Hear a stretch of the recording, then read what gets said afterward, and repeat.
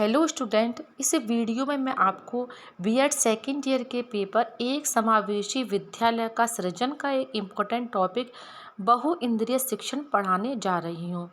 तो चलिए स्टार्ट करते हैं। बहु इंद्रिय शिक्षण हमारी बौद्धिक क्रियाओं के लिए हमारी विभिन्न ज्ञानेंद्रिय उत्तरदायी है। ज्ञानेंद्रियों से हमें नए नए अनुभव प्राप्त होते हैं।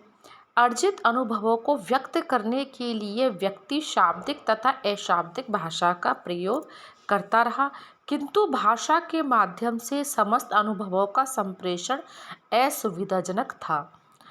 फलतः मानव ने इस समस्या के समाधान के लिए विभिन्न साधनों तथा उपकरणों का प्रयोग प्रारंभ किया।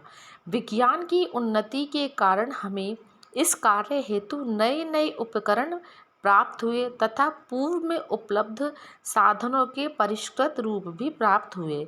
Overhead projector, Doordarshan, computer, internet, email आदि वैज्ञानिक उन्नति के ही परिणाम हैं।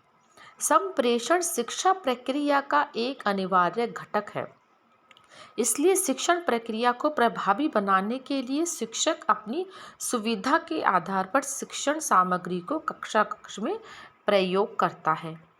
पाठ्य सामग्री में स्पष्टता लाने के लिए शिक्षक कुछ मूर्त वस्तुओं का उपयोग करता है।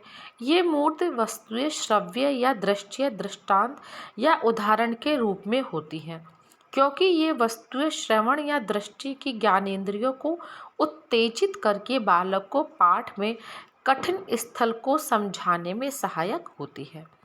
हमारे बहुत से महत्वपूर्ण अनुभव दृश्य प्रतिमा पर ही आधारित होते हैं। हम जो कुछ भी ज्ञान ग्रहण करते हैं उनमें से बहुत कुछ हमारे देखने की ज्ञानेंद्रियों द्वारा प्राप्त किया जाता है। अतः पाठ को सीखने के लिए और नए अनुभवों को मन में बैठाने के लिए ऐसे उपकरणों की सहायता जो श्रवण एवं दृष्टि की ज्ञानेंद्रियों को सक्रिय बनाकर ज्ञान ग्रहण करने में मदद करें।